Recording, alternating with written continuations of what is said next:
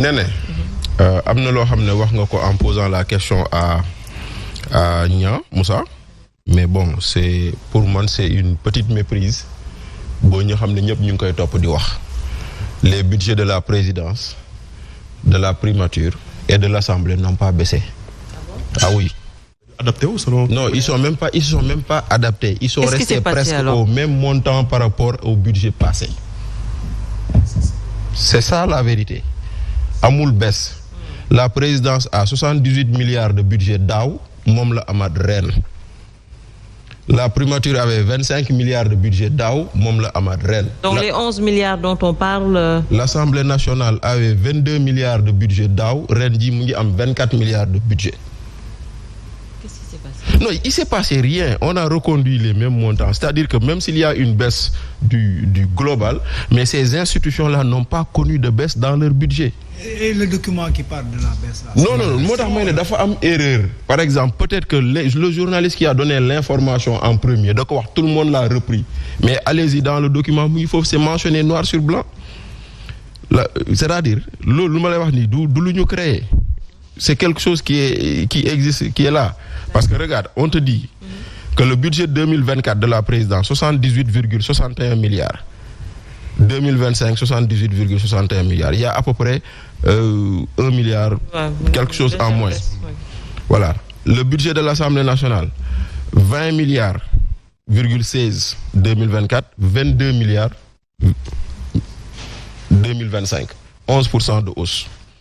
Le budget de la présidence, de la primature, 25 milliards 72. Cette fois-ci, 25 milliards 01, c'est-à-dire moins 700 millions. Voilà les faits. C'est une loi de finances bi la nekk. Donc il n'y a pas eu. Maintenant, après, oui. Leneen li aussi, il y a des grands agrégats.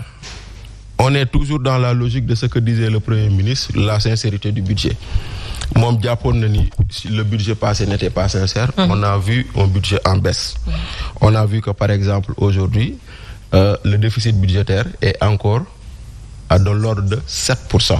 Oui. Xam nga lan mooy déficit budgétaire. Mooy yow say bëgg-bëgg foo ko chiffrer ak sa am-am. Différence boobu. Et comment financer le déficit budgétaire? Pour faire les mêmes choses. Tu peux même parler du montant. Voilà. On va aller en pourcentage. Voilà. Mais quand tu parles de 2000 et quelques milliards, les gens va aller encore et toujours dans le marché financier. Aujourd'hui, il y a un communiqué du ministère des Finances qui vient de dire qu'on a été au marché financier pour boucler la fin de ce budget-là. Donc voilà. Maintenant, léegi am na leen loo xam ne gis naa ko ci document de loi de finances bi. J'attends de voir la faisabilité pour xam la lay doon parce que aujourd'hui, il est clair que les bailleurs sont partis. Il est clair. Parce que le document, le monde donne cité le 5, à la DPE, il a été mentionné qu'entre janvier et octobre, aucun don n'a été reçu dans le budget. Aucun. Les bailleurs sont partis parce que le FMI est parti. Parce que bu leen jàpp ni FMI day joxe xaalis rek. Le FMI, c'est une caution morale des pays comme le nôtre. La preuve, le Ghana qui s'était départi du FMI s'est retrouvé pour aller leur dire kaay leen dimbali ñu. Quand le Ghana a dit on peut se passer du FMI, gis nañ lu inflation bu terrible. Alors que le Ghana produit du pétrole comme nous ak yeneen. Donc aujourd'hui, gis naa benn affaire boo xam ne j'attends de voir la faisabilité. Ñu ngi ko tuddee diaspora bond. Pour reprendre le truc de eurobond quoi. Dans le budget, il a été dit qu'on va essayer de mobiliser l'épargne des Sénégalais pour financer le développement. Ça a toujours été dit. Voilà. Ouais, les Sénégalais, parce que diaspora bond lañ ko tuddee en réalité dans le budget. Comme eurobond quoi. Léegi nag maintenant la faisabilité laay xaar, mais quand même je peux dire effectivement qu'on l'a toujours dit. On a toujours dit que par exemple Bachir Fofana bu ne bitim réew warul nekk di gënd ay kër di tabax ñuy toog muy doon xaalis boo xam ne c'est pas productif nañ ko dugal dans des secteurs productifs. Donc j'attends de voir, mais loolu quand même c'est quelque chose boo xam ne c'est une idée intéressante bu may xool noo xam ne nuñ koy kiwee. Mais pour le reste le budget a baissé, mais les grandes institutions sont restées sur les mêmes montants. Et à quoi cela renvoie? Mais bon xam nga tey jii nii quoi qu'on puisse dire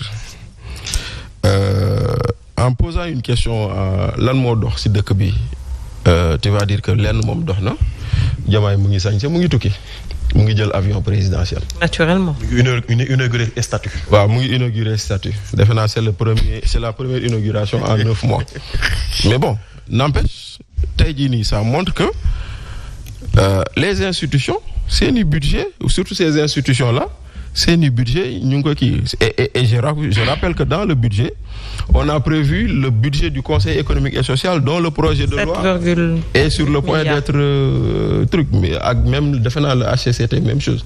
mais est-ce que le nomenclature Conseil économique social et environnemental. waaw mais dans tous les cas jusqu'à ce que l'institution disparaisse il faut lui prévoir un budget. Je pense que l'Assemblée a été saisie. Voilà, l'Assemblée a été saisie dans ce sens mais bu ngi noonu donc c'est dire que quelque part. Après les institutions ndax dañuy jël xaalis bi di ko noosee je ne pense pas parce que pour man il y a quand même des choses yoo xam ne dafa war ku sunu njiit nous représenter ak yu mel noonu et cetera aller au sommet de la CEDEAO feneen ak feneen donc loolu dafa bokk ci loo xam ne day taaral sunu réew man je suis pas contre lu may wax toujours rek ñu doon naan institution budgétivore budget bi dafa bëri et tu verras que les fonds politiques ils sont encore alors que ñoo ne woon daa xaraam les fonds politiques ils sont encore donc c'est-à-dire que kon tey jii nii on les a pas transformés en fonds spéciaux comme on l'avait dit il reste fonds politiques et c'est dans le budget kon nag quelque part mooy lu Bassirou doon wax ils sont capables de dugg ci mbande diwtiir génn weextal parce que lu ñu défendroon démb rek ils peuvent sortir là-dessus ñëw waxaat ko bu mel nii mosuñu ko woon wax mais man maintenant un budget lu ci important pour man c'est la sincérité budgétaire. Oui.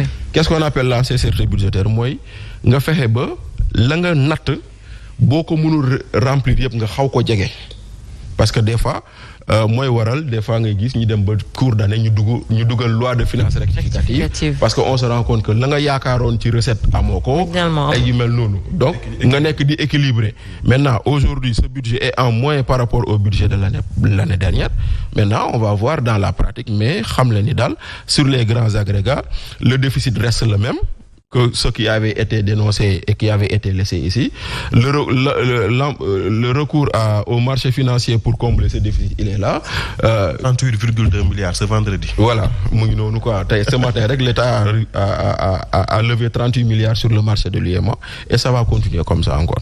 Très bien alors il y a cette question de budget Abdourahmane d'une autre part également ñu ngi koy wax tout à l'heure Zoumaro cette question de priorité mais qu'en est-il parce que ñu ngi déggoon ci campagne bi également Ousmane Sonko doon wax cette opération kooki qu'en est-il de ces personnes qui ont détourné de l'argent et ñu leen di xaar bien sûr que ñu yoon topp leen ba ñu retourner wala delloo xaalis boobu nga xamante ne détourné nañ ko. mais par contre aussi balaa muy jël kàddu baal ma préciser benn affaire. deux fois sama ko.